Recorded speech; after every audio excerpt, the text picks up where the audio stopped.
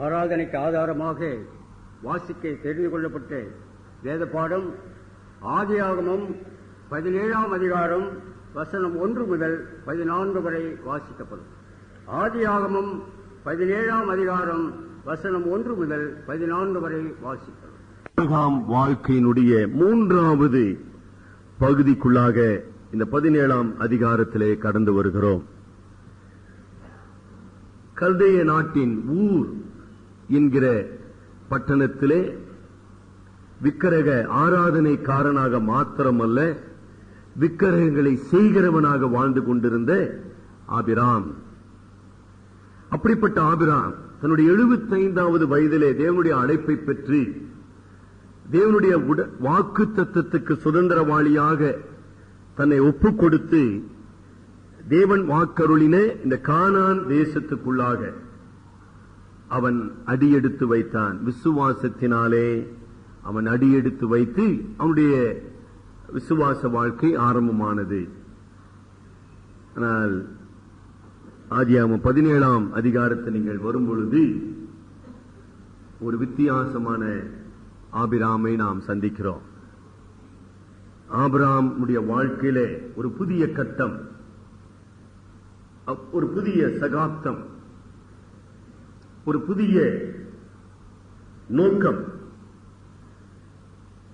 ஒரு அசாதாரணமான பரிசுத்த வாழ்க்கை.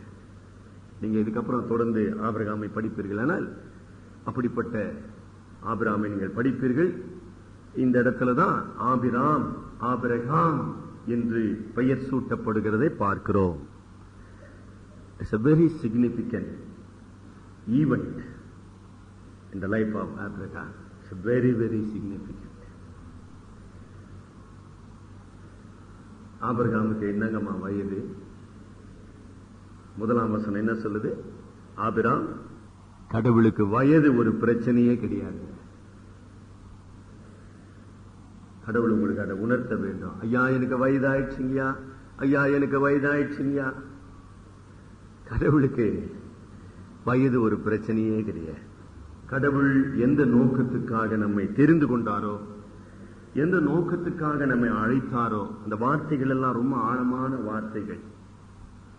பேப்டிஸ்ட் சபையாராக தெரிந்து கொள்ளுதெல்லாம் எனக்கு விளங்கல சார், அழைப்புனா எனக்கு விளங்கல சார், கிருபனா எனக்கு விளங்கல சார்னா அதை விட நான் பேப்டிஸ்ட் சபையில் இருக்கிறத விட வேற எங்கேயாச்சும் இருக்கிறது ரொம்ப நல்லது. ரொம்ப ஆழமான உண்மைகள். தேவன் எதற்காக என்னை தெரிந்து கொண்டாரோ, எதற்காக என்னை அழைத்தாரோ. 12ஆம் அதிகாரத்தில் ஆபிரகாம் இடத்துல சொன்னார், உன்னிலே பூமியில் சகல ஜாதிகளும் ஆசீர்வதிக்கப்படும். ஆசீர்வதிக்கப்படும். அது மாற்றப்பட முடியுமா?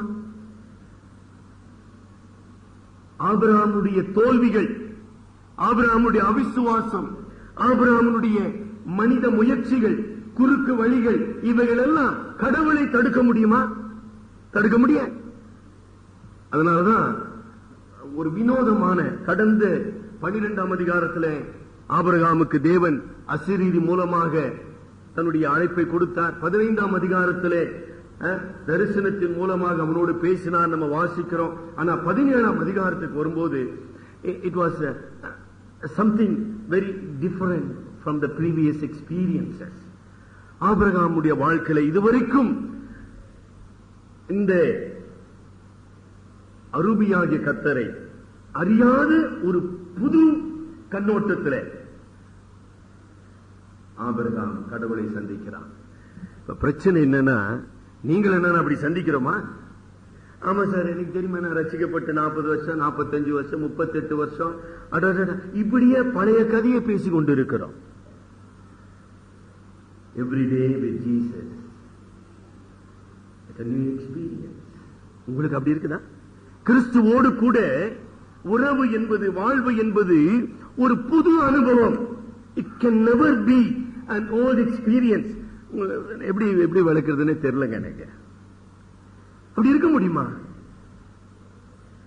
ஒரு பழைய பாலாக கடவுளோடு உள்ள அந்த உறவு, அந்த அனுபவம், it has something to do with the world. அது பழமையோடு அதுக்கு தொடர்பே இருக்க முடியாதுங்க. கடவுள் எப்பொழுதுமே புதுமையானவர். God is always anew. எனக்கு அருமையானவர்களே, காலம் ஒரு பிரச்சனை கிடையாது. சொல்றேன், ஒருவேளை இந்த புதிய ஆண்டின் முதலாம் ஞாயிற்றுக்கிழமையிலே தேவனுடைய சமூகத்திலே நாம் வந்திருக்கிறோம். ஒருவேளை உங்களுடைய வயதை நீங்க சும்மா 2001 மட்டும் கணக்கு போடாதீங்க. உங்களுடைய வயதை கணக்கு போடுங்க. That is better. உங்க வயதை வைத்து கணக்கு போடுங்க.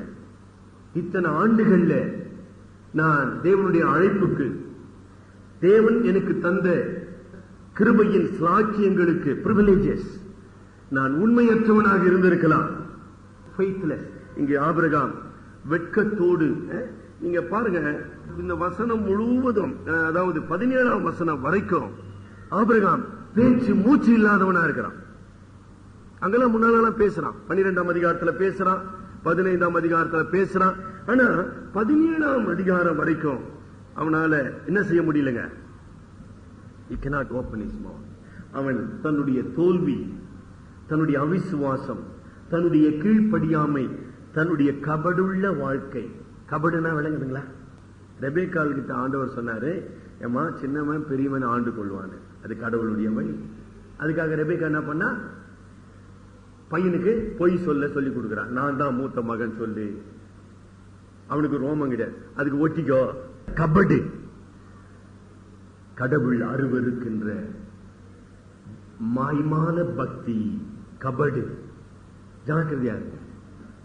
14 ஆண்டுகள் ஆபிரகாமோடு கடவுள் உறவு கொள்ளவில்லை. சரியா? 16ஆம் அதிகாரத்தில் அவனுக்கு 85 வயது, 17ஆம் அதிகாரத்தில் 99 வயது. 14 ஆண்டுகள் கடவுள் அவனோடு உறவு கொள்ள முடியல. ஏன் முடியல? அவன் இன்னும் ஒரு விதமான மயக்கத்துக்குள்ளாக, ஆமா தில்லு முள்ளுன்னு சொல்றேன் பாருங்க. தில்லு முள்ளு புரியல, கோல்மால் மெட்ராஸ் பாஷையில கோல்மால். இப்படி செய்யலாமா, அப்படி பண்ணலாமா, இப்படி பண்ணலாமா, இதே நான் எண்ணம். அப்படியாப்பா போ, அப்படித்தானே செய்ய விரும்புற, அப்படிதான் நீங்க வாழ விரும்புற. இந்த உலகத்துல இந்த உலகத்தினுடைய ஆதாயத்தை பெற்று, இந்த உலகத்தினுடைய சுகபோகத்தை அனுபவித்து, இந்த உலகத்தினுடைய புகழையும் இதான உனக்கு வேணா, போ போ. எனக்கு அருமையான விசுவாச சகோதரனே, சகோதரியே, கடவுளுடைய பிள்ளைகளுடைய வாழ்க்கையில தில்லு முள்ளு, கோல்மாலு, மாய் மாலம் தயவு செய்து இன்னைக்கு முற்றுப்புள்ளி வைத்து வாழ்க்கையில புதிய ஆசீர்வாதங்களை பெற வேண்டுமா? 75வது வயதில ஆபிரகாமை தேவன் அழைத்தார். ஆனா 99வது வயதில தான் அவனுக்கு ஆசீர்வாதத்தை உறுதி செய்கின்றார். God confirms the blessings only at the age of 99. கடவுளுடைய பார்வையில அனுபவம் என்பது மிக விலையேற பெற்றது, விலையேற பெற்றது. கடவுள் பார்க்கிறார் சொல்றார் இல்லீங்களா? கடவுள் சோதித்து பார்க்கிறார் ஆபிரகாமே. ஆபிரகாமே, நீ விசுவாசிக்கிறாயா? நீ கீழ்ப்படுகிறாயா? நீ இந்த புறஜாதி கானானிய ஜாதிகளை விட்டு, விக்கிரங்களை விட்டு, உன்னுடைய வாழ்க்கை வித்தியாசம் உள்ளதாக, பரிசுத்தம் உள்ளதாக, தேவனுக்கு பயப்படுகிறதாக, தேவனுடைய பார்க்கும் பிரசனத்துக்கு முன்பாக நீ வாழ்றியா? அப்படிலாம் இல்லாம இருக்கிறல்ல. அதனால கடவுள் 14 ஆண்டுகள் ஆபிரகாமோடு உறவு கொள்ள முடியவில்லை. Set your things right, set your things right. ஆபிரகாமே, இந்த வாழ்க்கையை சீர்படுத்து, சீர்படுத்தி.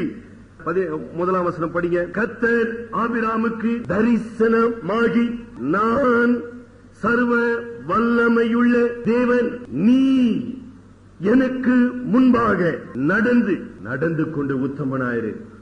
வேதத்திலேயே முதல் முறையாக கடவுள், நான், கடவுள் மட்டும்தாங்க அந்த வார்த்தையை சொல்ல உரிமையுடையவர். நான் என்கிற பதத்தை, வார்த்தையை உச்சரிக்க யாருக்குடா உரிமை இருக்குதுன்னா கடவுளுக்கு மட்டும்தான், உங்களுக்கு எனக்கு கிடையாது. சரி, ஏன் அதை சொல்ற? He asserts himself.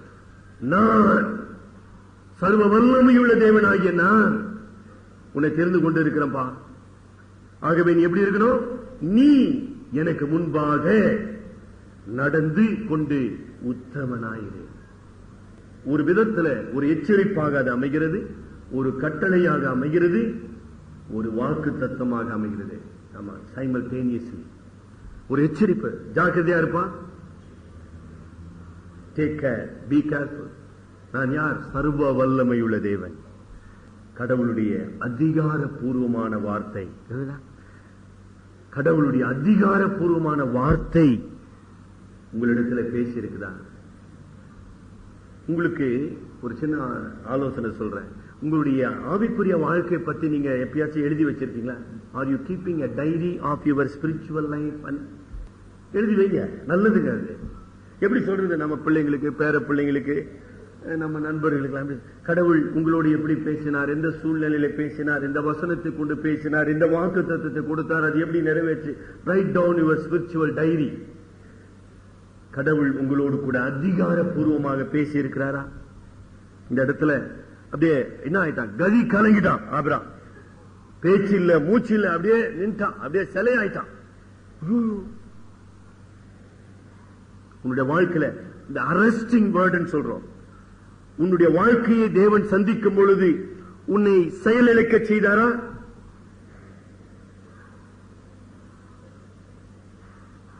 ஆதி திருச்சபையின் விசுவாசிகள் மீது மூர்க்க வெறி கொண்டு திரிந்து கொண்டிருந்த தர்சு பட்டணத்து சவுலை தமஸ்குவின் பாதையிலே கடவுள் சந்தித்தார். ஆமா, அப்படியே அவனை சிறைப்படுத்தினார் அப்படின்னு எழுதாங்க. அவ்வளவுதான், பினிஷ். பத்மு தீவிலே சோர்வு அடைந்து நம்பிக்கை இழந்து இனிமேல் வாழ்றதுல பிரயோஜனம் இல்லைங்க, என்னங்க இந்த கடவுள் வானத்திலும் பூமியிலும் சொன்ன ஒண்ணுமே இல்லைன்னு அப்படியே சோர்ந்து போயிருக்கிற யோவானுக்கு கடவுள் தரிசனமாகி, யோவானே நான் யார் தெரியுமா? நான் சர்வ வல்லமை உள்ள கடவுள். an arresting experience. வார்த்தையினாலே விவரிக்க முடியாத ஒரு அனுபவம். கடவுள் உங்களோடு கூட அப்படி பேசி இருக்கிறாரா? உங்களோடு கூட அப்படி செயல்பட்டு இருக்கிறாரா? ரொம்ப முக்கியங்கம்மா. கடவுள் மனித அவிசுவாசத்தில் இருந்து, மனித கீழ்ப்படியாமையில் இருந்து, மனித முரட்டாட்டத்தில் இருந்து மனிதனை உயிர்ப்பிக்க வேண்டுமானால் இப்படிப்பட்ட வல்லமையுள்ள வார்த்தை வெளிப்பட வேண்டும். புதைக்கப்பட்ட லாசரு கல்லறையில லாசருவே அப்படின்னு அவ்வளவுதான் வெளியே, அந்த மாதிரி வார்த்தைங்க. There is a right word. Mark 5ஆம் அதிகாரத்தில் 12 ஆண்டுகளாக பெரும்பாடுள்ள ஸ்திரியாக ஒருத்தி வந்து அவருடைய வஸ்திரத்தின் ஓரத்தை தொட்டால் சுகமானால். அவளை கூப்பிட்டு மகனே கூப்பிட்டார். உடனே நீ போய் நீ பாவம் செய்யாதே. யோவான் 8ஆம் அதிகாரத்தில் விபச்சாரத்தில் கைமையுமாய் பிடிக்கப்பட்ட ஒரு பெண்ணை கொண்டு வராங்க கல்லெறிவதற்காக. எல்லாம் எழுந்திருப்பாங்க. நீ போய் இனி பாவம் செய்யாதே. அந்த வார்த்தை கவனிச்சீங்களா? Authoritative word of God. கடவுள் சொன்னார், அது நடக்கணுங்க. அப்படி இல்லைன்னா அவர் கடவுள் அல்ல. God says anything, it should happen. Nothing happens, then he ceases to be a God.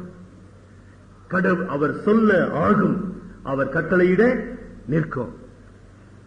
14 ஆண்டுகளாக ஆபிரகாம் தன்னுடைய தோல்விக்காக, தன்னுடைய குருட்டாட்டம், அதாவது ஷார்ட் சைட்டட்னஸ் சொல்லுவாங்க, விசுவாச பார்வை இழந்தவனாக, தன்னுடைய மனித முயற்சிகளினாலே அவன் தோல்வி அடைந்தவனாக, அவன் விரும்பி கொண்டிருக்கிற சூழ்நிலையில கடவுள் அவனுக்கு தரிசனமானார். கடவுள் ஆபிரகாமோடு செய்த உடன்படிக்கையை இந்த 99வது வயதிலே புதுப்பிக்கிறார். எதற்காக புதுப்பித்தார்? நீ எனக்கு முன்பாக நடந்து உத்தமனாயிருக்கும்படி. இந்த சூழமைவு ஆபிரகாமுடைய நிலையை நாம் பார்க்கும்போது விரக்தி அடைந்தவனாக இருக்கிறான். விரக்தி, ஆங்கிலத்தில் ஃப்ரஸ்ட்ரேஷன் என்று சொல்கின்றோம். தோல்வி அடைந்தவனாக இருக்கிறான். நம்பிக்கை இழந்தவன். there is no more hope. 99 வயசு, குழந்தை பிறக்கிறதுக்கு என்னங்க வாய்ப்பு இருக்குது? no hope, finished. ஆக ஜார்ஜ் வில்லியம்ஸ் 17ஆம் அதிகாரத்தின் ஆபிரகாமை குறிப்பிடும் போது a dead man, சரீரம் செத்தவன், எப்படி செத்து அடக்கம் பண்ணப்பட்ட லாசரிடத்தில் இயேசு கிறிஸ்து பேசினார். அவிதமாக சரீரத்தில் செத்து போன மனிதன், அவனுடைய முயற்சிகள், அவனுடைய கிரியைகள் எல்லாம் பயனற்றவைகள், ஹோப்லெஸ் அண்ட் யூஸ்லெஸ். 99 வயசுல எங்கேயாச்சும் வாழ்க்கை ஆரம்பிக்குங்களா? என்னங்க நம்ம பேசுறோம்? அப்படி யோசிக்கிறேன்ல சார். ரிட்டையர்ட் ஆயிட்டேன் சார், இதுக்கப்புறம் என்னங்க வாழ்க்கை இருக்குது? அட என்ன சார் வாழ்க்கை? இதாங்க மனித கண்ணோட்டம், ஷார்ட் சைட்டட்னஸ் என்று சொல்லுவாங்க. கடவுளுக்கு காலம் ஒரு பிரச்சனையே கிடையாதுங்க. நீங்க தயவு செய்தும் நீங்க நல்லா படிக்க கற்றுக்கொள்ளுங்க வேதத்தை. தேவன் எனக்காக என்ன நோக்கத்தை வைத்திருக்கிறாரோ, எந்த திட்டத்தை வைத்திருக்கிறாரோ, அந்த திட்டத்தை நிறைவேற்றும் அளவும் தேவன் என்னை வழி நடத்த வல்லவராக இருக்கிறார். இந்த இடத்துல கடவுளுடைய ஆங்கிலத்தில் ப்ரோக்ரசிவ் மேனிபெஸ்டேஷன் என்று சொல்கின்றோம். கடவுள் அழைத்தார், கடவுள் பேசினார், கடவுள் வாக்குறுதி அளித்தார், அதோட விட்டுல. அதாவது நாம் தோல்வி அடையலாம், நாம் விரக்தி அடையலாம், நாம் நம்பிக்கையை இழக்கலாம். ஆனா கடவுள் நம்மீது வைத்திருக்கிற நம்பிக்கையை இழப்பதில்லைங்க. அது எவ்வளவு ஆச்சரியமான ஒரு உண்மை பார்த்தீங்களா? திருப்பி சொல்லட்டுமா? சரி, இப்பெல்லாம் நான் என்னுடைய திறமைய நான் நம்புறதில்லை. என்னுடைய ஞாபக சக்தி கொஞ்சம் கொஞ்சமா குறையுது. அது என்னன்னு தெரியல. I don't have a confidence on me anymore. அந்த கட்டத்துக்கு நான் வந்திருக்கிறேன். நீங்களும் அப்படி வந்திருக்கலாம். ஐயா, இது எப்படிங்க செய்ய முடியும்? ஊழியமானாலும் சரி, குடும்ப காரியமானாலும் சரி, சபையினுடைய how can I do that? எப்படி இதை நான் செய்ய முடியும்?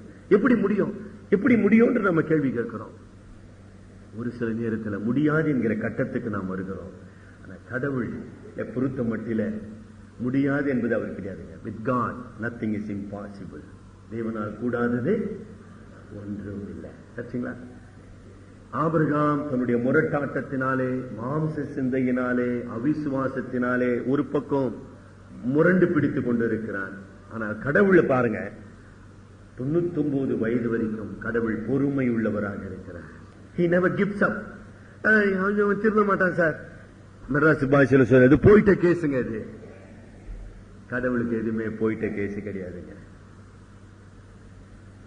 கல்லறையில் இருந்து உயிர்த்தெழுதல்கள் நடைபெற முடியும். கல்லறை மறந்துடாதீங்க, கல்லறை, கல்லறையிலே உயிர்கள் உயிர்ப்பிக்கப்பட முடியும். அப்படிப்பட்ட ஒரு கடவுளை நம்ம கொண்டிருக்கிறோம். கிருபை என்கிற பதத்தினுடைய கருத்து, எங்கு மனிதன் தோல்வி அடைகிறானோ, எங்கு பாவம் ஆண்டு கொள்ளுகிறதோ, அங்கு கிருபை செயல்படுகிறது. ரோமர் 5ஆம் அதிகாரம் 20ஆம் வசனத்தினுடைய கடைசி பகுதி, ரோமர் 5:20. கடவுள் நம்மளை விட்டு விடுகிறது இல்லை. உங்களில் நற்கிரியை தொடங்கினவர் தமது நாள் பரியந்தமாக அதை முடிய நடத்தி வருவார். பிலிப்பியர் 1:6. உங்களில் நற்கிரியை தொடங்கினவர், 5:24. உங்களை அழைக்கிறவர் உண்மை உள்ளவர், அவர் அப்படியே செய்வார். உங்களை கொண்டு உங்களுடைய குடும்ப வாழ்க்கையிலும், உங்களுடைய சபை வாழ்க்கையில, சமுதாயத்தில் கடவுள் என்ன செய்ய சித்தம் கொண்டிருக்கிறாரோ அதை நிச்சயமாக. இப்ப பிரச்சனை என்னன்னா, இப்படி கடவுளுடைய நோக்கத்தை குறித்த ஒரு அறிவு நமக்கு இருக்குதுன்றதுதாங்க பிரச்சனை. நம்ம எல்லாம் ஒவ்வொரு திட்டம் வைத்திருக்கிறோம். சார், இது இப்படி நடக்கணும், அது அப்படி நடக்கணும், இது முடியணும். இதுதான் நம்முடைய பெரிய பிரச்சனை. கடவுள் நமக்காக வைத்திருக்கிற நோக்கம் என்னங்க? அந்த நோக்கத்தை கடவுள் நிறைவேற்றுவாரானால், அதை நிறைவேற்றுவதற்காக என்ன செய்யறாருமா? கிருபையினாலே நமக்கு தரிசனம் அளிக்கின்றார். தரிசனம் என்று சொல்லும் பொழுது அவருடைய பிரசன்னத்தை உணரச் செய்கின்றார், அவருடைய சித்தத்தை வெளிப்படுத்துகிறார். எங்கு நாம் தோல்வி அடைந்தோமோ அதே சரீரத்தில் புத்துயிர் தந்து நம்மை பலப்படுத்தி அவருடைய சித்தத்தை நிறைவேற்ற கடவுள் பலன் அளிக்கிறார். அதுதான் encounter with God makes us a new person. இல்லைங்களா? உங்களை அப்படி மாற்றி இருக்குதா? இந்த ஆண்டிலே கடவுள் உங்களை பயன்படுத்த விரும்புகிறார். நமக்கு விளங்காது. நம்ம சூழ்நிலைகளை பார்க்கிறோம். என்னங்க சாராய் அவ்வளவுதாங்க, அவளுக்கு எங்க பிள்ளை பிறக்க போகுது, இது என்னங்க இந்த ஆகாரம், அவ அடிமை பண்ண, அவளுக்கு புத்தி சரி கிடையாது. அதாவது சூழ்நிலையை நீங்க பார்க்கும்போது there is no hope, there is no solution. அங்கு பரிகாரம் இல்ல, நம்பிக்கை கிடையாது, ஒண்ணும் கிடையாது. இது என்னங்க கடவுள் காணான் வாக்கு தத்தம் பண்ணப்பட்ட தேசம் தேசன்றாரு. நானும் பரதேசியா இருக்கிறேன், தனி மனிதனா இருக்கிறேன். பரதேசி மாத்திரம் இல்லைங்க, தனி மனிதன். I am just an individual. Where is the hope of possessing this land of promise? தேவன் கொடுத்த இந்த நாட்டை சுதந்திரிக்கிறதுக்கு என்ன ஹோப் இருக்குது, என்ன வழி இருக்குது? ஒண்ணுமே கிடையாது. Everything is over. அப்படியா? இல்ல, அப்படிதான் அவர் சிந்திக்கிறார். எனக்கு அருமையானவர்களே, அப்படிப்பட்ட சூழ்நிலையில கடவுள் தமது உடன்படிக்கையை புதுப்பிக்கிறார். எப்படிமா புதுப்பிக்கிறார்? இயலாமையின் சூழ்நிலையில, நம்பிக்கையின்மையின் சூழ்நிலையில, விரக்தியின் சூழ்நிலையில முதலாவது அவர் எப்படி உயிர்ப்பிக்கிறார்? உயிர்ப்பிக்கிற உடன்படிக்கை உயிர்ப்பிக்கிற கடவுள் யார்? திருப்பி முதலாம் வசனம் நம்ம படிப்போம். சர்வ வல்லமையுள்ள, இதுவரைக்கும் இந்த பெயரிலே ஆபிரகாமுக்கு கடவுள் தம்மை வெளிப்படுத்தவில்லை. எலோஹிம், உன்னதமான கடவுள் என்று வெளிப்படுத்தினார். ஜெகோவா, உடன்படிக்கையின் தேவன் என்று வெளிப்படுத்தினார். கத்தர், கத்தர் படிக்கிறீங்களா? கத்தர் தரிசனமாகி, இங்க கூட கத்தர் வருது பாருங்க. கத்தர் ஜெகோவா எபிரேய மொழியில உடன்படிக்கை செய்கிற தேவன். ஆனால் இந்த பெயர் என்ன பாருங்க? எல் ஷடாய், சர்வ வல்லமையுள்ளவர். எலோஹிம், சிருஷ்டி கத்தர் மாத்திரமல்ல, உடன்படிக்கை செய்கிற தேவன் மாத்திரமல்ல, இயற்கையின் மீது, நான் படைத்த படைப்புகளின் மீது சர்வ வல்லமை உடையவர், சகலத்தையும் ஆளுகிறவர், சகலவற்றையும் என்னுடைய சித்தத்தை செய்ய என்னால செய்ய முடியும். என்ன சொல்ற ஆபிரகாம்? ஆபிரகாம், உனக்கு 99 வயசு ஆயிடுச்சு, அதனால குழந்தை பிறக்காது நீ நினைக்கிறியா? சாராய்க்கு 90 வயதாச்சு, அதனால இயற்கை என்பது என்னுடைய படைப்பு. I can do whatever I want to. அதான் ஆண்டவர் சர்வ வல்லமையுள்ள தேவன். நீ பாக்குறியப்பா, அனைத்தும் அனைத்தும் என்னுடைய படைப்பு, அதை நான் செய்ய முடியும். சர்வ வல்லமை உள்ள தேவன். So it was an arresting revelation as far as Abraham is concerned. ஆபிரகாமை பொறுத்த மட்டிலே இந்த எல் ஷடாய் என்கிற பதமா ஆதியாகம புத்தகத்தில் 6 முறை வருது. நீங்க வீட்டுல போய் உங்களுக்கு ஆங்கில பைபிள் இருந்தா கொஞ்சம் எளிமையாக இருக்கும், ஆங்கில பைபிள் வச்சு படிங்க. அதை விட அதிகமாக யோபு புத்தகத்தில் 31 முறை வருது. ஏன் யோபு புத்தகத்தில் 31 முறை வருதுங்க? நான் சொன்னேன், ஆபிரகாம் யோபும் சமகாலத்தில் வாழ்ந்தவர்கள். யோபு சொல்லி முடியாத பாடுகளுக்குள்ளாக, உபத்திரவத்துக்குள்ளாக கடந்து சென்றான். அப்போதெல்லாம் யோபுக்கு கடவுள் தம்மை வெளிப்படுத்தின விதம் எல் ஷடாய், சர்வ வல்லமை உள்ள தேவன். என்னுடைய ஆளுகைக்குள்ளாக சர்வமும் அமைந்திருக்குது. நம்முடைய விசுவாசம் வளர வேண்டுமானால், நம்முடைய விசுவாசம் பலப்பட வேண்டுமானால், கடவுளை பற்றிய அறிவு அங்கு வளர வேண்டும். The knowledge of God should grow. அதனால்தான் பேதுரு சொல்றார், கர்த்தரை அறிகிற அறிவிலே வளருங்கள், வளருங்கள். யார் இந்த கடவுள்? யார்? அவர் சொல்லாகும், அவர் கட்டளையிட நிற்கும். இல்லையா? யோபுல அவர் நட்சத்திர கூட்டங்களை பேர் சொல்லி அழைக்கிறவர், கான்ஸ்டலேஷன்ஸ். யோபுல எடுத்து படிச்சு பாருங்க. யார் இந்த கடவுள்? லிவியதானை அவர் அவருடைய கட்டளையின்படி செயல்பட செய்கின்றவர். A mighty God. இந்த நாளிலும் கூட உன்னுடைய தோல்வியின் மத்தியில, உன்னுடைய பிரச்சனையின் மத்தியில, ஐயா பரிகாரமே கிடையாதுங்க என் பிரச்சனைக்குன்னு சொல்ற பாத்தீங்களா? அந்த இடத்துல கடவுளுடைய வாக்கு தத்தம், நான் சர்வ வல்லமையுள்ள கடவுள், நான் என்ன சித்தம் கொள்ளுகிறேனோ அது இந்த உலகத்தில் நடைபெறும், உன்னிலே நடைபெறும், உன் மூலமாக நடைபெறும். கடவுள் 2ஆம் வசனத்துல 2-3 படிங்க. சர்வ வல்லமையுள்ள கடவுள். ஆபிரகாம் என்னங்க? Is a God creator. Abraham a creature. என்ன சம்பந்தங்க? எதுக்கு செய்யணும்? அதுதான் கிருபைன்னு வேதம் சொல்லுது. கிருபை. சர்வ வல்லமையுள்ள கடவுள் ஒரு பலவீன பாண்டமாகிய ஆபிரகாம், தோல்வி அடைந்தவன், உண்மையற்றவன், தோல்வி அடைந்தவன், அவனோடு கூட உடன்படிக்கை செய்ய. Only by grace. இந்த உடன்படிக்கைக்கு காரணம் வரப்போகிற தமது குமாரனாகிய மத்தியஸ்த மனிதனை மீட்பதற்காக கடவுள் வகுத்த ரட்சிப்பின் திட்டத்தினுடைய ஆரம்பத்தில் நாம் நின்று கொண்டிருக்கிறோம். பாவ மனிதனை, கீழ்ப்படியாத மனிதனை, கடவுளுக்கு விரோதமாக எதிர்த்து கலகம் செய்த மனிதனை, தேவனுடைய கோபாக்கினுக்கு கீழ்ப்பட்ட மனிதனை ரட்சிக்க கடவுள் ஒரு திட்டம் வகுத்தார் தமது குமாரனாகிய இயேசு கிறிஸ்துவின் மூலமாக. அந்த இயேசு கிறிஸ்துவின் நிமித்தம் ஆபிரகாம் இடத்திலே அவர் கிருபை உள்ளவராக இருக்கிறார். வேற ஒரு காரணமும் கிடையாது. ஆபிரகாமுடைய நீதி கிடையாது. உண்மைதான், அவன் விசுவாசித்தான். ஆபிரகாமுடைய விசுவாசம் is a response to God's grace and manifestation. 14 ஆண்டுகள் ஆபிரகாம் உபவாசம் பண்ணாரா? நீங்க எதாச்சும் பச்சீங்களா? நிறைய பேர் நம்ம எல்லாம் உபவாசம் பண்றோம். ஐயா உபவாசம் பண்றேன், பண்ணுங்க, நல்லதுதான், வானான்னு சொல்லுங்க. அதாவது நான் என்ன சொல்றேன்னா, மனிதனுடைய எந்த கிரியையும், மனிதனுடைய எந்த புண்ணியமும், மனிதனுடைய எந்த நீதியும் கடவுளிடத்தில் இருந்து நன்மையை பெறுவதற்கு உன்னை தகுதிப்படுத்த முடியாது. அதெல்லாம் செய்யுங்க, நான் அதெல்லாம் வானான்னு சொல்லு. உபவாசங்கள்ல எங்க நடக்குதோ எல்லாம் போயெல்லாம் வாங்க. ஆனா அதனால உனக்கு கடவுள் செய்யணும்ன்றது கட்டளை கிடையாது, நிபந்தனை கிடையாது. அங்க கிருபை இருக்காது, அது கிரியை மார்க்கமா மாறிடும். அது விளங்கிட்டா போதும். உபவாசம் பண்ணு, ஜெபம் பண்ணு, ரொம்ப நல்லதுங்க சிஸ்டர், நான் வேணான்னு சொல்ல. அதனால நீ எந்த தகுதியும் பெற முடியாது என்பதுதான் இங்கு கற்றுக்கொள்ள வேண்டிய உண்மை. கிருபை என்பதற்கு பெயர் தகுதி இல்லாதவர்களுக்கு காட்டப்படும் தயவு.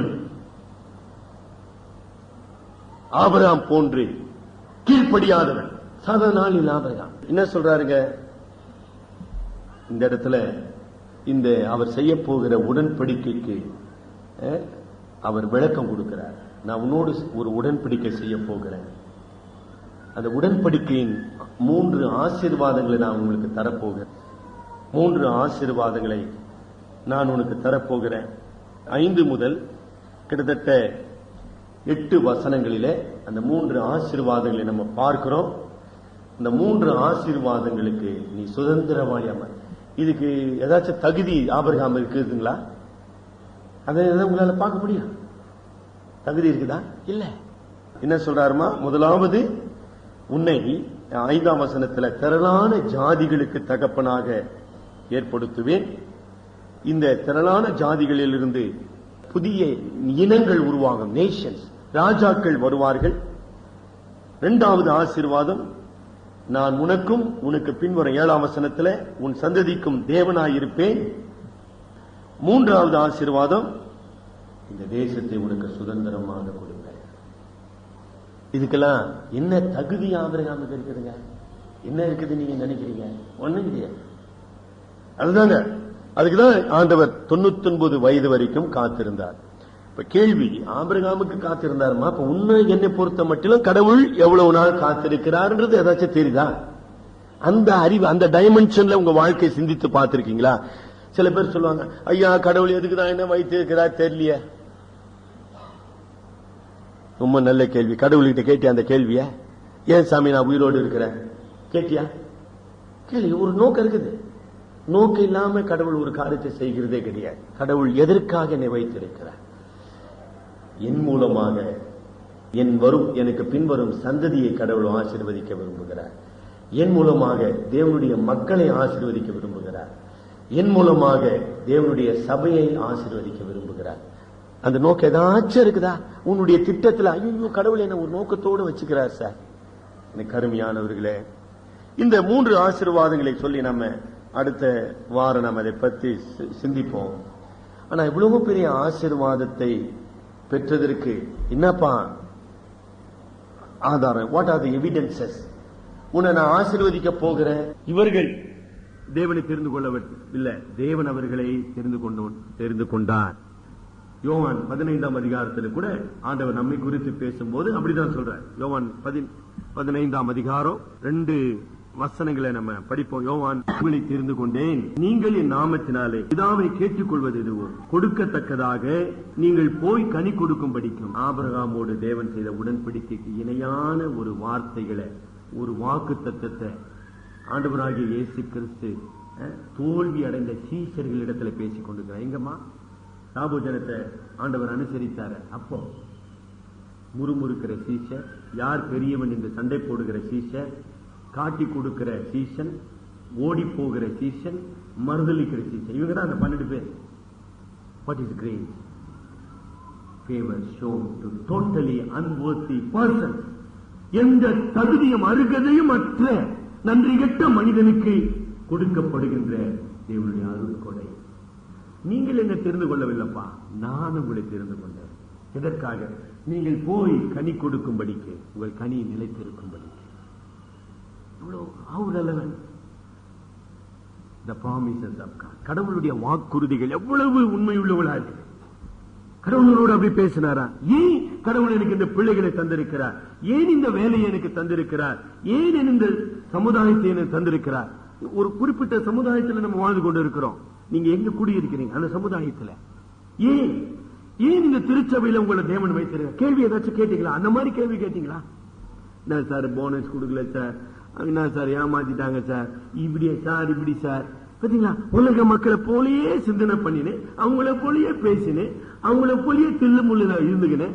அதுக்கு நாங்க காணிக்க கூட்டா கொடுக்கலாம், 5 ரூபாய் போதுங்க இயேசுநாதருக்கு. அவரு சர்வ வல்லமையுள்ள தேவனுங்க, அவருக்கு இன்னத்துக்குங்க துட்டு பாவம், அவர் நல்ல மனுஷங்க. அவரு 5 ரூபாய் போதும் சார், அதுக்கு மேல கொடுக்காத, சபைக்கு சண்டை வந்துடும், சபையில திடீர்னு போயிடுவானுங்க. ஐயோ ஐயோ மோசமானவனுங்க சார். அது பேப்டிஸ்ட் சபையா? கேட்கவே தேவையில்லை, பணம் சாப்பிட்றதுக்காகவே இருக்கிறவனுங்க நினைக்கிற சொல்ல. இப்படி எல்லாம் சிந்தனை பண்ணினே தில்லு முள்ளுன்னு சொல்றோம் பாருங்க. கை நோக்கமே சரி கிடையாது. அங்க யூதாஸ்காரர் எப்படா இந்த time he is counting the minutes to get 30 pieces of silver. யோவான் 15ஆம் அதிகாரத்தை ஆண்டவர் பேசிக் கொண்டிருக்கும் போது நான் இருந்தாலும் பேசினுக்கிறான் வள வள வளன்னு. வாயா சீக்கிரமா கெத்செமனேக்கு 30 வெள்ளி காசு வேணும். மனிதனுடைய இதயம் தேவனுடைய பார்வையில அருவருப்பா இருக்குது. இப்படிதான் சிந்திக்க முடியும், அதுக்கு மேல சிந்திக்கிறதே கிடையாது. ஆபிரகாமே, நீ ஆபிரகாம் என்று அழைக்கப்பட்டாய், இனி நீ ஜாதிகளின் தகப்பனாய் ஆக போகிறபடியினால் 5ஆம் வசனத்தினுடைய கடைசியில உன் பேர் ஆபிரகாம். ஆபிரகாம் என்றால் ஹை ஃபாதர் அர்த்தம், சிறந்த தகப்பன். ஆபிரகாம் என்றால் ஜாதிகளின் தகப்பன். ஒருவேளை சிறந்த தகப்பனா இருந்திருக்கலாம். கல்வி, நான் உன்னை ஜாதிகளின் தகப்பனாக மாற்றப் போகிறேன். உன்னுடைய வம்சத்துக்கு முடிவு கிடையாது. ரொம்ப அந்த அந்த ஒரு காரியத்தை தான் இன்றைக்கு உங்களோடு நான் அதிகமாக படிக்க விரும்புகிறேன். ஆபிரகாம், அந்த ஹா என்கிற வார்த்தை சேர்க்கப்படுது இல்லைங்களா? சாரா இல்ல சார்ஹான், அந்த ஹா ஹான் சொல்றேன் இல்லைங்களா?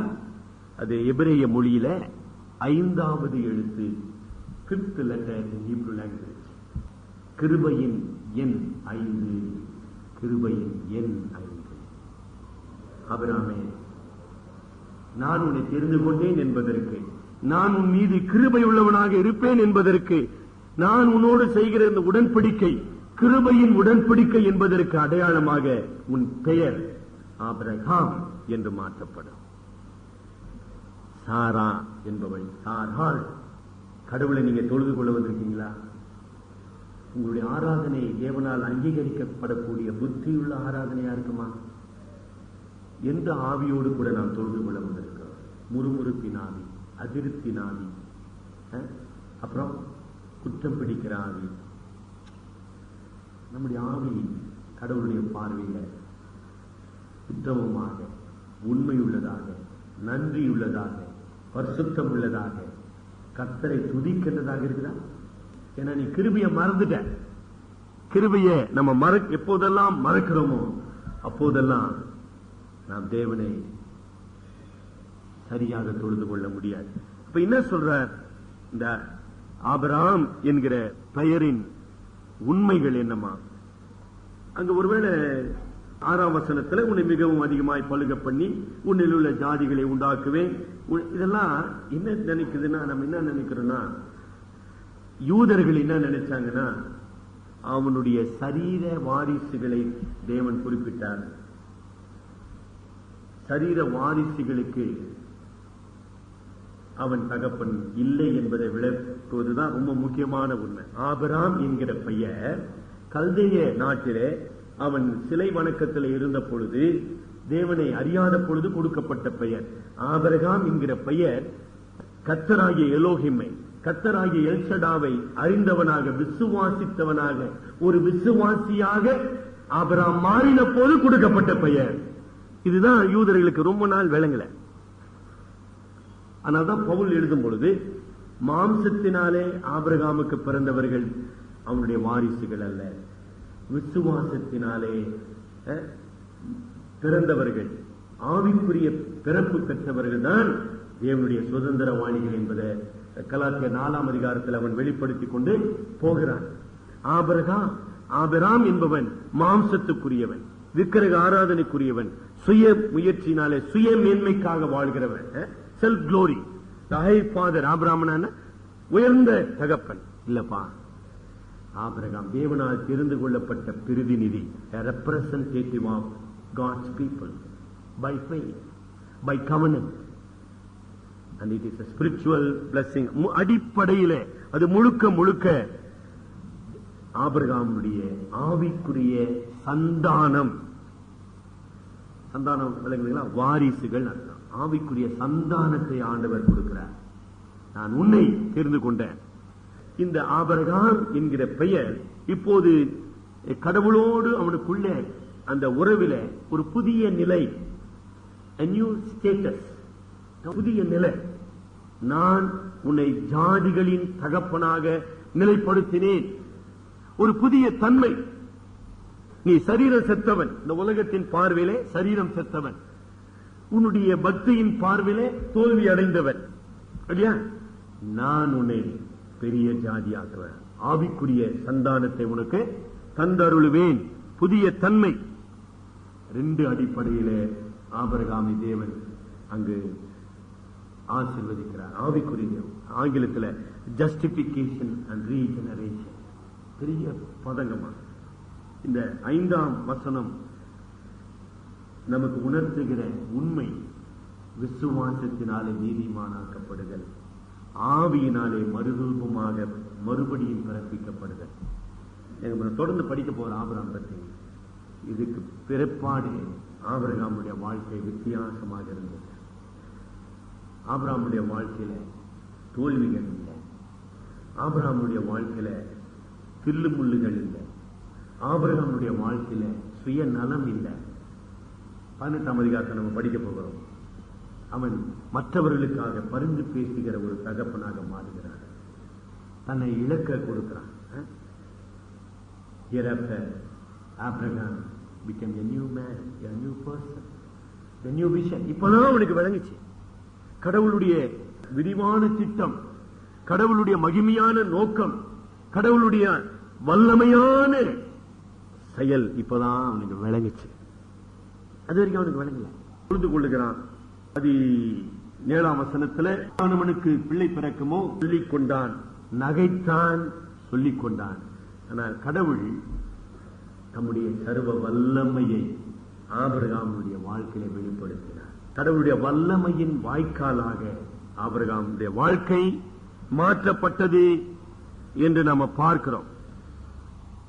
எனக்கு அருமையானவர்களே, இந்த நாளிலே தேவனுடைய உடன்படிக்கையை நினைவு கூற நாம் வந்திருக்கிறோம். நம்முடைய ரட்சிப்பை நினைவு கூற வந்திருக்கிறோம். இயேசு கிறிஸ்துவின் ரத்தத்தினாலே நாம் முற்றிலுமாக பாவம் மன்னிக்கப்பட்டவர்களாக, முற்றிலுமாக தேவனுடைய பிள்ளைகளாக அங்கீகரிக்கப்பட்டவர்களாக, முற்றிலுமாக அவருடைய அன்புக்கு பாத்திரவான்களாக மாற்றப்பட்டிருக்கிறோம். அந்த வார்த்தையை நான் வலியுறுத்த விரும்புகிறேன். என்ன சொல்றாரு? நீ எனக்கு முன்பாக உத்தமனாயிரு. வார்த்தை கவனிச்சிங்களா? B perfect. அப்படின்னா என்னங்க? ஆபிரகாம் பூரண மனிதன் என்ற அர்த்தமா? இல்ல, கபடற்றவனாயிரு. B faithful and obedient. விசுவாசம் உள்ளவனாயிரு, கீழ்ப்படிந்திரு, பயத்தோடு எனக்கு முன்பாக நடந்து கொள். அதான் உன்னுடைய வாழ்க்கையின் எல்லா சூழ்நிலைகளிலும், எல்லா நேரங்களிலும், எல்லா தீர்மானங்களிலும் சர்வ வல்லமையுள்ள கடவுளுக்கு முன்பாக நீ இருக்கிறாய் என்பதை உணர்ந்து கொள். கடவுள் எங்க இருக்கிறார்? கடவுள் பார்க்கிறாரா? கடவுள் கேட்கிறாரா? இப்படி எல்லாம் பேசிட்டு இருக்காதப்பா. கடவுள் எப்போதும் இருக்கிறார். கடவுள் பார்க்கிறவராக இருக்கிறார். கடவுள் விசாரிக்கிறவராக இருக்கிறார். கடவுள் நியாயம் தீர்க்கிறவராக இருக்கிறார் என்கிற உணர்வோடு கூட செயல்படு. With reference to God. அதாங்க ரொம்ப முக்கியம். Follow in holiness. இந்த கானானிய ஜாதிகளுக்கு, விக்கிரகத்தை வணங்குகின்ற மக்களுக்கு வித்தியாசமான ஒரு வாழ்க்கையை வாழ வேண்டும். பரிசுத்தத்தை நாட வேண்டும். உன்னுடைய நோக்கத்தில் ட்ரஸ்ட் மை வேர்ட், என்னுடைய வார்த்தையை நீ சார்ந்து வாழ வேண்டும். அதான் விசுவாச வாழ்க்கை. ரோமர் 4ஆம் அதிகாரம், ரோமர் 4ஆம் அதிகாரத்தில் வார்த்தையை குறிப்பிடுகிறத நம்ம பார்க்கிறோம். ஒரு பகுதிங்க. ரோமர் 4ஆம் அதிகாரம் 19 இருந்து நான் படிக்கிறேன் 23 வரைக்கும். அவன் விசுவாசத்திலே பலவீனமாய் இருக்கவில்லை. அவன் ஏறக்குறைய 100 வயதுள்ளவனாய் இருக்கும் போது, கவனிச்சீங்களா? ஆதியாகமம் 17ஆம் அதிகாரத்தை பவுல் குறிப்பிடுகிறார். ஏறக்குறைய 100 வயது உள்ளவனாய் இருக்கும் போது தன் சரீரம் செத்து போனதையும் சாராளுடைய கற்பம் செத்து போனதையும் எண்ணாதிருந்தான். தேவனுடைய வாக்கு தத்தத்தை குறித்து அவன் அவிசுவாசமாய் சந்தேகப்படாமல் தேவன் வாக்கு தத்தம் பண்ணினதை நிறைவேற்ற வல்லவராயிருக்கிறார், சர்வ வல்லமையுள்ள தேவனாயிருக்கிறார் என்று முழு நிச்சயமாய் நம்பி தேவனை மகிமைப்படுத்தி விசுவாசத்தில் வல்லவனானான். ஆகையால் அது அவனுக்கு நீதியாக எண்ணப்பட்டது. அது அவனுக்கு நீதியாக எண்ணப்பட்டது என்பது அவனுக்காக மாத்திரமல்ல, நமக்காகவும் எழுதப்பட்டது. இன்னொரு உண்மையை பின்னால சொல்ற, இதுக்கு அப்புறம் தான் விருத்த சேதனை பண்றான். விருத்த சேதனை பண்ணப்படுவதற்கு முன்னதாகவே அவன் விசுவாசத்தினாலே நீதிமான் என்று தீர்ப்பு பெற்றான். கவனிச்சுட்டு வந்தீங்களா? அதான் ஜஸ்டிபிகேஷன், நீதிமானாக்கம். விருத்த சேதனம் பண்ணதுனால அல்லங்க. விருத்த சேதனம் என்பது மாம்சத்திலே தேவனோடு செய்யப்பட்ட உடன்படிக்கைக்கு ஒரு அடையாளம். ஜார்ஜ் வில்லியம் சொல்ற, circumcision is a symbol of death and mortification. என்னுடைய மாம்சம், என்னுடைய பாவ தன்மையுள்ள இந்த மாம்சத்தினுடைய சாவுக்கு அடையாளம் தான் விருத்த சேதனம். என்னுடைய சுய நீதியினால நான் தேவனுடைய கிருபையை பெற முடியாது. ஆனா தேவனுடைய வாக்கு தத்தங்கள் என்ன? தேவனுடைய கிருபையின் அருட்கொடைகள். Promises of God are gracious provisions for the unworthy sinners. இல்லைங்களா? என்ன அழகான ஒரு உண்மை. ஆபிரகாம் தேவனுடைய தன்மையை அறிந்தவனாக, தேவனுடைய வார்த்தையை விசுவாசித்தவனாக, தேவனுடைய சித்தத்துக்கு தன்னை கீழ்ப்படுத்துகிறவனாக இந்த இடத்துல ஒப்பு கொடுத்தான். அப்படி ஒப்பு கொடுத்த போது கடவுள் அவனுக்கு 4 உண்மைகளை சொல்றார். என்ன சொல்றாருமா? முதலாவது, நான் உன்னை பெருக பண்ணுவேன். 5ஆம் வசனம், நான் உன்னை பெருக பண்ணுவேன். நான் ஆங்கிலத்தில் நான் உன்னை பலுக பண்ணுவேன். I will make you, I will establish you. அப்புறம் நான் உனக்கு தருவேன், அந்த தேசத்தை நான் உனக்கு தருவேன். நான் உன்னை ஆசீர்வதிப்பேன். I will make you, I will establish you, I will give you and I will bless you. இவைகள் அனைத்தும் தேவன் ஆபிரகாமோடு செய்த உடன்படிக்கையின் ஆசீர்வாதங்கள். கடவுள் உங்களோட அப்படி பேசியிருக்காரா? அப்படி பேசியிருக்காரா? ரொம்ப முக்கியமானது. கடவுள் உயிர் உள்ளவர், நம்மோடு உறவு கொள்ளுகிறவர், நம்மோடு அக்கறை உள்ளவர், நமக்காக ஒரு திட்டத்தை வைத்திருப்பவர். நம்முடைய குடும்ப வாழ்க்கை, நம்முடைய சமுதாய வாழ்க்கை, நம்முடைய சபை வாழ்க்கையில நான் உன்னை ஆசீர்வதிப்பேன், நான் உன்னை பெருக பண்ணுவேன், நான் உனக்கு தருவேன், நான் உன்னோடு கூட இருப்பேன். This all very very personal இந்த ஆங்கிலத்தில் சொல்லும். இவைகள் எல்லாம் ஒரு தனிப்பட்ட உறவின் உண்மைகள். கடவுள் உங்களோடு அப்படி இருக்கிறாரா? அருமையான சகோதரனே, சகோதரியே, இந்த சர்வ வல்லமையுள்ள கடவுளுக்கு முன்பாக நீ உன்னை தாழ்த்த வேண்டும். அவருடைய குமாரனாகிய கிறிஸ்துவின் மூலமாக ஏற்படுத்தப்பட்ட ரட்சிப்பை, மீட்பை நீ விசுவாசத்தினாலே ஏற்றுக்கொள்ள வேண்டாம். உன்னுடைய வாழ்க்கையை நன்றி கடனாக, ஜீவ பலியாக நீ அவருக்கு அர்ப்பணிக்க வேண்டும். அதுதான் நம்ம ஆபிரகாமுடைய வாழ்க்கையில பார்க்கிறோம். அப்ப ஆபிரகாமுடைய வாழ்க்கை, நான் ஆரம்பத்தில் சொன்னது போல, ஒரு தோல்வியுற்ற சூழ்நிலையிலே, விரக்தி அடைந்த சூழ்நிலையிலே, நம்பிக்கையற்ற சூழ்நிலையிலே தேவனுடைய கட்டளை, நீ உத்தமனாயிரு, பி பர்ஃபெக்ட். கடவுள் இன்றைக்கு என்னை பார்த்து, எந்த காரியத்தில் நான் தோல்வி அடைந்திருக்கிறேன், எந்த காரியத்தில் நான் தேவனுக்கு கீழ்ப்படியாமல், அந்த இடத்துல நீ இப்படி இருப்பான். We live by faith. அப்ப எப்படி அதை வாழ்றதுங்க? எப்படி நான் விசுவாச வாழ்க்கை வாழ முடியும் அப்படின்னு ஒரு கேள்வி கேட்கும் போது, a constant dependence on God's word and God's promises. எப்போதெல்லாம் ஆபிரகாமுக்கு சந்தேகம், எப்பொழுதெல்லாம் சோர்வு, எப்பொழுதெல்லாம் பயம், எப்பொழுதெல்லாம் அவன் தடுமாறினான், அப்பொழுதெல்லாம் அவன் யாரை நினைவு கூற வேண்டும்? சர்வ வல்லமையுள்ள கடவுள், அவருடைய வார்த்தை அவருடைய வாக்குத்தத்தம், அவருடைய உடன்படிக்கை. ஆண்டவரே, நான் உம்முடைய கரத்தில் a constant reliance to God's power and God's presence. இல்லைங்களா? ஒன்று. ரெண்டு, அவன் விக்கிரக ஆராதனை செய்த மக்களை போல வாழக்கூடாது.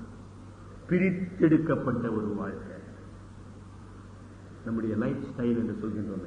என்றைக்கு தேவன் என்னை தெரிந்து கொண்டாரோ, என்றைக்கு அவர் என்னை மீட்டுக் கொண்டாரோ, இந்த உலக மக்களை போல நான் வாழ முற்படக்கூடாது. அதுதான் அவன் செய்த தப்பு. 16ஆம் அதிகாரத்தில் அவன் செய்யற தப்பு. அப்படி வாழாதப்பா. விசுவாசத்தினாலே பரிசுத்தமாய் வாழ கற்றுக்கொள். அது முதல்ல அந்த முடிவுக்கு வரும். வாங்க, make a decision that I will follow Christ. அதான் ஆண்டவர் சொன்னார் லூக்கா 14ஆம் அதிகாரத்தில், ஒருவன் என்னை பின்பற்றி வர விரும்பினார் தன்னைத்தான் வெறுத்து தன் தாயும் தகப்பனையும் சகோதர சகோதரிகளையும் அவன் வெறுக்காவிட்டால் அவன் எனக்கு சீஷனா இருக்க மாட்டான். Try to understand the call of discipleship. தேவன் என்னை சீஷனாக அந்த உலகத்தில் வாழ அழைத்திருக்கிறார். அதுதான் ரொம்ப முக்கியம். அதற்கு குடும்பம் தடையா இருக்கக்கூடாது, வேலை தடையா இருக்கக்கூடாது, சமுதாயம் தடையா இருக்கக்கூடாது. இல்ல சார், அவங்க என்ன நினைப்பாங்க சார், இது எப்படி சார், இப்படியே சொல்லி இருந்தா நம்ம தேவனுடைய சித்தத்தை செய்கிறவர்களாக காணப்படும். ஆக விசுவாச வாழ்க்கை என்றால் என்னமா? தேவனை சார்ந்திருப்பது, தேவனுடைய வல்லமைய, தேவனுடைய உண்மைய, தேவனுடைய கிருபைய, தேவனுடைய வாக்குத்தத்தத்தை. இரண்டாவது என்ன? தேவனுடைய சித்தத்தை செய்வதற்காக நான் என்னை அர்ப்பணித்திருக்கிறேன். வித்தியாசமான ஒரு வாழ்க்கையில நான் அவரை பின் செல்ல போகிறேன். 8ஆம் வசனத்துல, நீ பரதேசியாய், எபிரேயர் சொன்னார், இந்த தேசம் அவனுக்கு சொந்தம் என்று அறிந்திருந்தும் அவன் கூடாரங்களிலே வாழும். உடனே ஒரு பெரிய அவங்க அண்ணனை போல, ஆரானை போல ஒரு கோட்டையை கட்டல, ஒரு பட்டணத்தை கட்டல. தெரியுமா? ஆபிரகாமுடைய அண்ணன் ஆரான் ஒரு பெரிய நகரத்தை கட்டினான். ஆரான். ஆபிரகாம் கட்டாதப்பா, நீ பரதேசியாய், be a pilgrim. நான் ஒன்றும் இல்லாதவன், இந்த உலகத்துக்கு உரியவைகளை நாடி தேடுகிறவன் அல்ல. கரெக்டுங்களா? எபிரேயர் 11ஆம் அதிகாரத்தினுடைய உண்மையை கடவுள் அங்கு உணர்த்துகிறார். மூன்றாவது, நீ உனக்காக அல்ல, பிறருடைய நம்பிக்கைக்கு உரியவனாக இருக்கிறாய். A life as a trust for others. 1 தீமோத்தேயு 1ஆம் அதிகாரம். இன்னும் நமக்கு அந்த கான்செப்ட் விளங்கல. 1 தீமோத்தேயு 1ஆம் அதிகாரம் 12ஆம் வசனம்.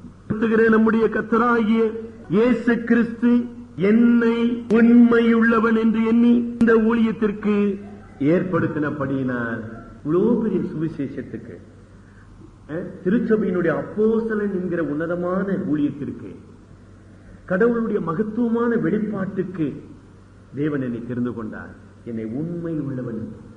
He entrusted his revelation, his authority, his power, his gospel, his church. Let's go on. அவள் என்ன சொல்லுகின்றார்? யார் நான்?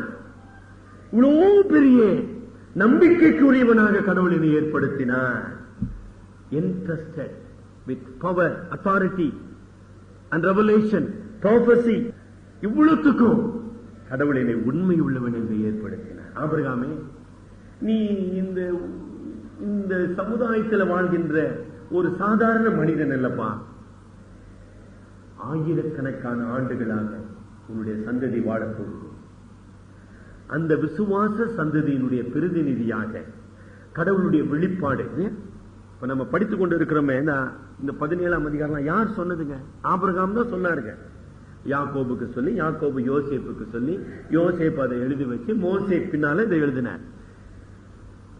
Be a trustee of God's revelation, God's salvation, God's covenant, God's promise, and live a life of worthiness.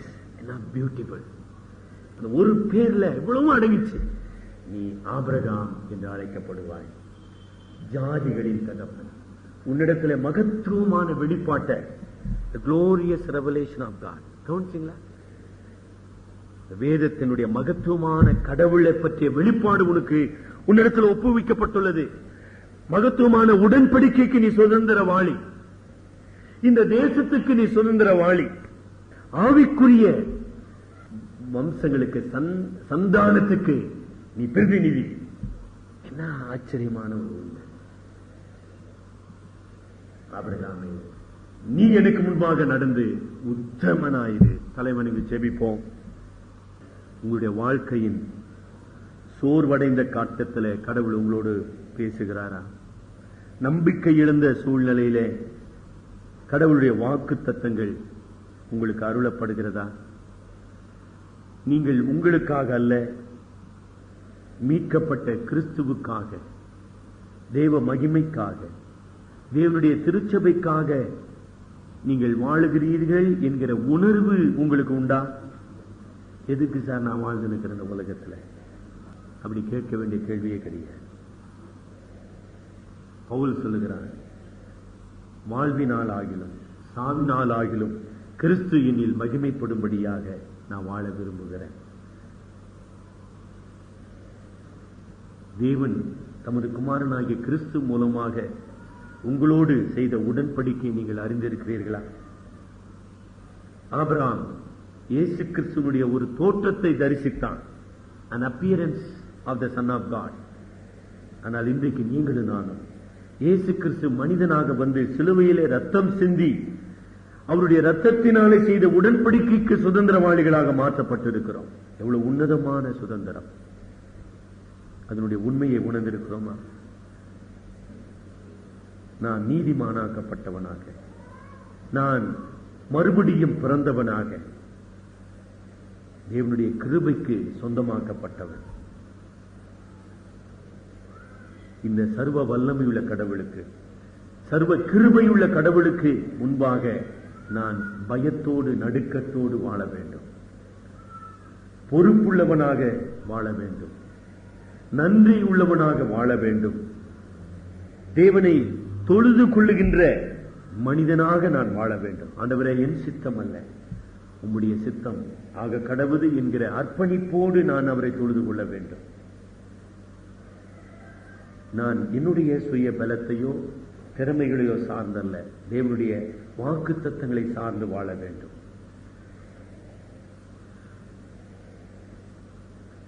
என்னுடைய சுய புகழுக்காகவோ பெருமைக்காகவோ அல்ல, தேவனுடைய நாமத்தின் மகிமைக்காக வாழ வேண்டும். நீ உத்தமனாயிரு. சகோதரனே, சகோதரியே, ஆண்டவர் உன்னை பார்த்து இந்த வார்த்தையை சொல்லுகிறார், நீ உத்தமனாயிரு. உன்னுடைய கீழ்ப்படியாமை, உன்னுடைய அவிசுவாசம், உன்னுடைய பெருமை, உன்னுடைய சுயநலம், இவள் எல்லாவற்றிலிருந்து கர்த்தர் விடுதலையாக்கி அவரால் தெரிந்து கொள்ளப்பட்ட பாத்திரமாக நீ வாழ வேண்டும். அர்ப்பணிப்போமா? கிருபையுள்ள இரட்சகரே, வல்லமையுள்ள தேவனே, எங்களை தெரிந்து கொண்டு எங்களுக்காக உமது குமாரனையே உடன்படிக்கையின் பிணை ஆளியாக நீ தந்தீரே, அதற்காக நன்றி செலுத்துகிறோம். உமது குமாரனாகிய கிறிஸ்துவுக்குள்ளாக எங்கள் பாவங்களை மன்னித்து எங்களை உம்முடைய பிள்ளையாக தத்தெடுத்து உம்முடைய வல்லமையின் சான்றுகளாக இந்த உலகத்திலே வாழ வைத்திருக்கிறீர், அதற்காக நன்றி செலுத்துகிறோம். உன்னத நோக்கத்தை நாங்கள் நிறைவேற்ற உதவி செய்ய, எங்களுடைய சூழ்நிலைகளை அல்ல, எங்களுடைய தோல்விகளை அல்ல, எங்களுடைய மனித பலத்தையோ திறமைகளையோ அல்ல ஆண்டவரே, விசுவாசத்தினாலே உம்மை சார்ந்து வாழுகின்ற வல்லமையை எங்களுக்கு தான். எங்களிடத்தில் ஒப்புவிக்கப்பட்ட நம்பிக்கைக்கு உரியவர்களாக வாழ தேவரீர் உதவி செய்யும். எங்கள் அருமை இரட்சகர் மூலம் ஜெபிக்கிறோம் பிதாவே.